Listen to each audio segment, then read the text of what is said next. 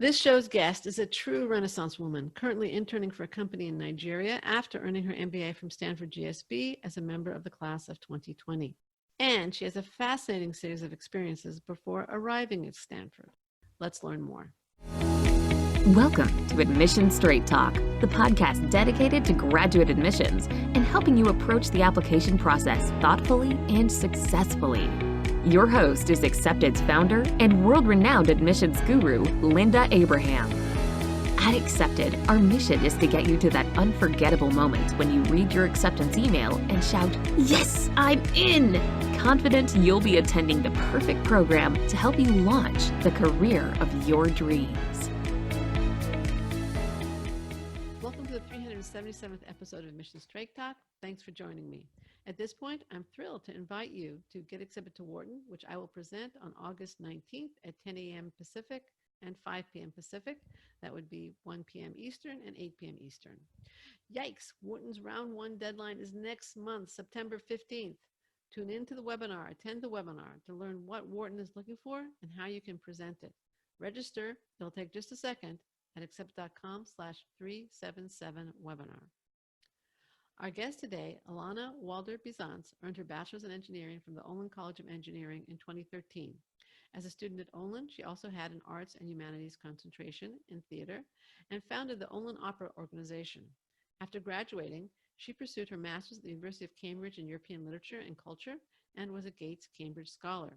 She then studied for a year at the Ludwig Maximilian University of Munich as a Fulbright Scholar. Returning to the US, she worked for 3 years for Yahoo as a product manager and joined Stanford's GSB's class of 2020, where she was a Siebel Scholar and an R.J. Miller Scholar. She just became a data analyst and marketing intern, working remotely for a Nigerian-based company on behalf of Stanford Seed, the Institute for Innovation in Developing Economies. And what I've told you is just the tip of the iceberg. Ilana has traveled extensively. Per her LinkedIn profile, she speaks English, Spanish, German, and Italian reasonably well, and some Japanese, French, and Hebrew. I'm not exaggerating when I say she is a true Renaissance woman. Ilana, welcome to Admissions Straight Talk. Thank you so much. Pleasure having you on today. Now, can you tell us a little bit about your background? Where did you grow up? What do you like to do for fun? Sure. So I grew up in Portland, Oregon, to two parents who had both studied theater in college and had started their careers as actors. So they pretty much pushed me onto the stage as soon as I could walk and talk. And I think that's been a through line of things I'm interested in throughout my life. Even as I was studying engineering and business, I've been an avid both actress and theater goer. Okay. And I also know there was a whole dance component to your life, ballroom dancing, attending balls, etc. Is that true also?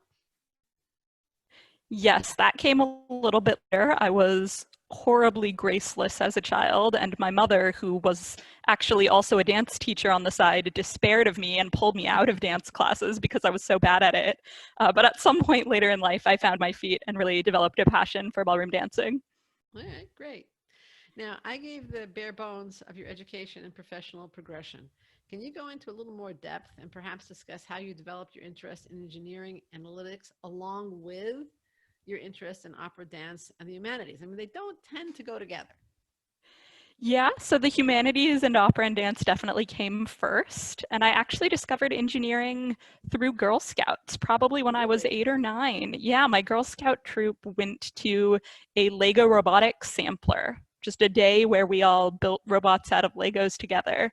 And I thought it was the coolest thing. And I signed up for Lego robotics after school, eventually graduated to building robots out of metal instead of Legos. But I did that throughout middle school and high school. And that was what sparked the interest in engineering and in building robots, which is pretty much what I did for my 4 years of my engineering degree. Oh, that's fascinating. Wow. Okay. I have some children and grandchildren who just love Legos. The children have grown up, and actually both of them are in computers. But okay, why did you decide to go for an MBA?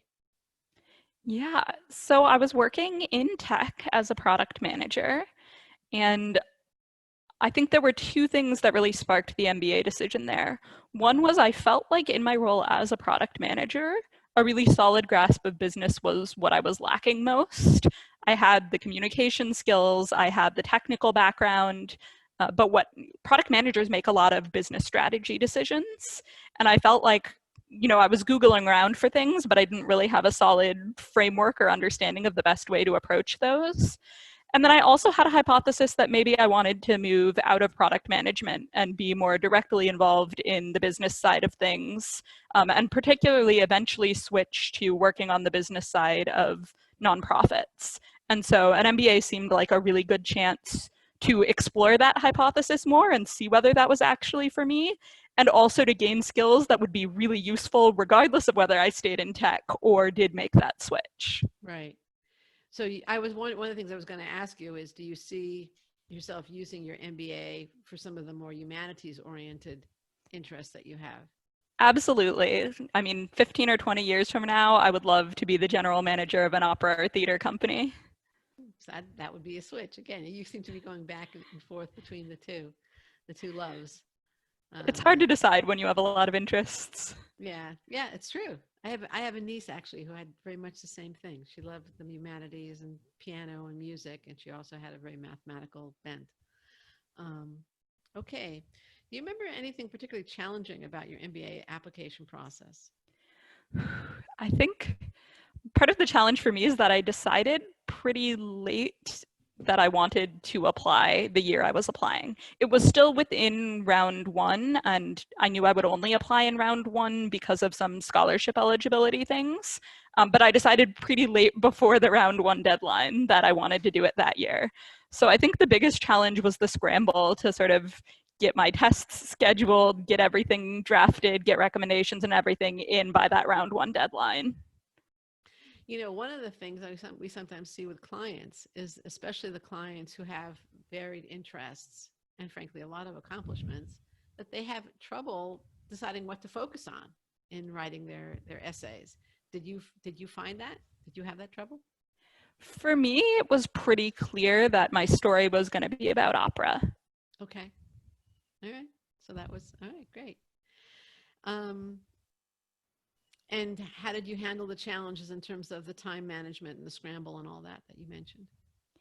Yeah, I mean, honestly, as soon as I made the decision and committed, I'd forced myself to sit down and draft everything pretty much right away, knowing that there would have to be revisions and that I would want some feedback from trusted friends, etc. But I think just getting something on paper as fast as possible was the only way to guarantee that it was done on time and without great stress.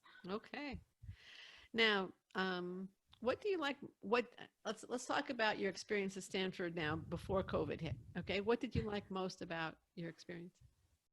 I mean, everyone says the same thing, but it's true, right? It's the people that you meet there.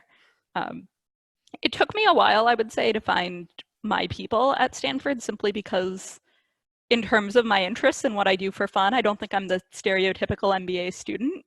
I'm not particularly into partying, which is what people imagine when they think of MBAs. But once I sort of found the group of people I really connected with, it's just a wonderful, wonderful group of friends. And I also met my partner at the GSB. So naturally, that was a highlight as well in terms of the people. Yeah, for sure. Now, besides the people, in terms of the program, was there anything that you found particularly satisfying or intriguing or yeah, just there? Yeah, I think the most satisfying things for me were the role play based classes. That fits with your acting. It does fit with my acting, but with acting, you generally have a script, right? And I actually don't like improv very much. I like having a script. And when you're doing role play, you have to put yourself into the shoes of someone who's in charge of a business and carry out that scenario. And I'm less talking about case-based, what should the strategy be from a third-party perspective, and more the role play classes where it's actually, all right, you're the CEO, you're firing your CTO, sit down and have that conversation with them, right? How do you actually manage that day-to-day of being a leader and being a manager? And it's really hard the first few times you're put on the spot to do that in class. but both by doing it and by watching other people do it and see how they do it, I do think you gain a lot that's really valuable going forward. For sure. What would you have liked to see improved in your MBA experience? Again, we're talking before COVID now. Right. I mean, I think a lot of GSB students would say this as well, but I think people often find many of the first year required classes a bit frustrating. Because it's very heavily numerical and they're taught in more traditional ways, which I think isn't what people enjoy the most or want the most. These sort of classic lectures at a blackboard and a problem set that you do at home is far less exciting than those more hands-on interactive courses. Right, right. Okay. It's interesting. I've spoken to HBS students, and obviously they have the very rigid case method, but it puts, and their complaint is frequently similar. They'll say, I wish, a different way, they'll say that we have to take these basic classes, even though, we're well advanced. Well, our education is well beyond these basic classes, and we would prefer, to be able to test out of them and take something more interesting. So I don't know, I guess there's something about the basic classes, no matter what way they're taught, that yeah, I don't think people love them anywhere. Right, right. Now you went to GSB with some specific goals in mind. Did you achieve your goals there in terms of learning strategy and business, acquiring a framework for business? I absolutely did. What I'm doing right now in terms of work is 100% drawing on that. So, and I don't think I could have Googled around and made a go at it before, but I'm definitely doing it in a more structured and efficient and productive way than I would have without that. Okay, great. Great. Yeah. There is, especially in Silicon Valley, a certain perspective that you don't need an MBA. Right. And I think for many jobs, you don't need one, right? You can figure out what you need to of the business side. Right. But certainly for some roles, it makes you a lot more effective. Right. And maybe you learn a little bit less through your own errors. You can take advantage of other people's. Indeed. You were an admissions ambassador for Stanford GSB. How did that change first of all, what did you do as an admissions ambassador? And then did it change your perspective on the admissions process at all? So it mostly just means that I gave tours of the campus and also did Q&A info sessions, kind of like this, but with a bunch of prospective students asking me the questions. Okay. We didn't, get any inside insights into the process. They were really just trying to give everybody student perspectives, and they were pretty open about letting us be as honest as we wanted to be. So, if people asked, what was your favorite part? And someone said, well, it was that all-night party in Vegas. If that's the honest answer, that's the answer the admissions department wanted you to give. So I liked that honest approach to it. But I don't think I learned more about the process. Did it change your perspective, though, in the sense that were you surprised at some of the questions you got in terms of, you seem very focused and very prepared. Were you surprised that some of the applicants were not so prepared or not so focused, or some of the questions you got? I actually found it to be almost the opposite, that many applicants came in too polished and too prepared, and their questions, especially after the official info sessions when they caught you one-on-one, were trying to get the secret thing that they should write in their essay. And no matter how many times you said, everyone who got here wrote something really different, and it was the authenticity that got them through rather than picking the right topic, people were really trying to get the secret that doesn't exist. Right. There's the magic formula. Okay. Yeah. It's a great answer. Thank you. How was your adjustment to online learning, social distancing, and sheltering in place when COVID hit? So I got to admit, I hate online learning, and it's not a comment on the teaching. I was actually really impressed by what most of my professors did to make the online learning engaging, and the ways they used Zoom features kind of to the max to make classes more interesting. But I got Zoom fatigue pretty rapidly on the days that I had a lot of classes. So it was a tough adjustment. And it was also hard to figure out, so much of business school is the social element with your classmates. Yeah. And it's just not the same to have Zoom hangouts with them, even if you're doing fun online games. And so figuring out a cadence for that where I could still feel really connected to my friends, but not have it be one more chore that was adding to that Zoom fatigue was hard. Did you ever figure it out? Not really, partially a little bit. We found every 2 weeks or so, and picking activities to do together, not necessarily just chatting, but like finding games to do together via Zoom helped in addition to chatting, but it's hard. Yeah, it is hard. I mean, I think everybody's struggling with it, not just MBA students, but For sure. Yeah, it's just part of life at the moment. Now, what are you doing for the company in Nigeria, and why? Why did you go for So I did go for a classic post-business school job, and I will be starting with Bain, but Bain delayed everybody's start dates. Thank you. So I was originally going to start with Bain in August and just take July off, and now I'm starting with Bain in December. And that seemed like too long of a break. And so I decided to find some things to fill the gap. And the thing that I found for July and August was working with Stanford's SEED program, which places both MBAs and undergrads with companies based primarily in Africa and India in business roles to help those companies grow. So I was paired with this company based in Nigeria, Credit Registry. It's the largest credit bureau there and the first one that was founded. And I'm working with them on sort of analyzing and visualizing a lot of the data they have, because as you can imagine, a credit bureau has a huge amount of data. Sure. And also on some of their content and marketing, and really trying to pull those two threads together and find ways for them to be the authoritative voice of credit in Nigeria. Wow, that sounds like fascinating work. It's been really interesting so far. I mean, I'm on day 4, so I'm still finding my feet, but yeah, it's been really cool so far.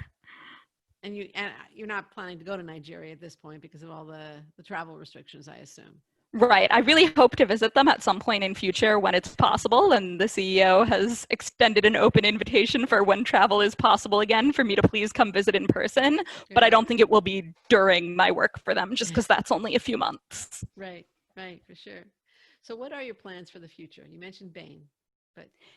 Yeah, so for the next couple of months, I'm working with Credit Registry. I've also, during my business school experience as well, been doing some consulting on the side for some nonprofits and startups. So probably when this internship ends, I'll keep doing some of that independent consulting for the remaining couple months before Bain starts. But then I'll probably try to wind those down before I start with Bain, because I hear that that's a rather all-consuming job. Yeah, for sure. And is there a specific area you're consulting in with Bain, or do you know? No, part of the appeal for me was to start out as a generalist. I think that kind of fits your overall pattern, doesn't it? Definitely does. Okay. And how do you see yourself, and we touched on this a little bit, but I want to go back to it. How do you see yourself satisfying both your love for the humanities and passion for quantitative subjects, as well as using your obvious talents in both areas? Yeah, I mean, in the immediate future, I think consulting's not a bad way to do that. And I hope alongside whatever I'm doing as my main cases to be able to do some pro bono work for nonprofits and maybe even for some arts nonprofits. Mm-hmm.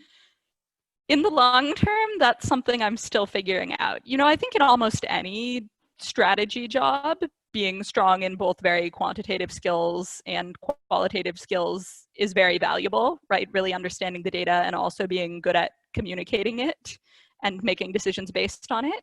But how exactly that will play out in my future, I'll let you know when I know. Okay, well, as long as I guess you're having a good time. What advice would you have for possible applicants contemplating applying to the class of 2023, which would be the class applying this upcoming cycle? Wow, it's weird to think that this cycle would be 2023. That feels far in the future. It sure does. Yeah. I touched on this a little bit earlier, but truly like authenticity and a unique voice, I think, are what matters the most, shining through in the application, in the interview, in all of that, and excitement for whatever it is that you're writing about, right? Like, I don't care if it's opera in my case, or like ice cream or your family. And in fact, I'm quite certain at least one of my classmates wrote about ice cream. But it's just gotta be, true to you. Okay. That's great advice. That is absolutely great advice. What would you have liked me to ask you? I think you covered a pretty complete set of questions there. Okay. All right. Then I think, Ilana, I don't want to impose on your generosity and time any further. I want to thank you so much for joining me and sharing your MBA and more than MBA story with my listeners and me. Listener, thank you too for joining Ilana Walder-Biesanz and me for Mission Straight Talk's 377th episode.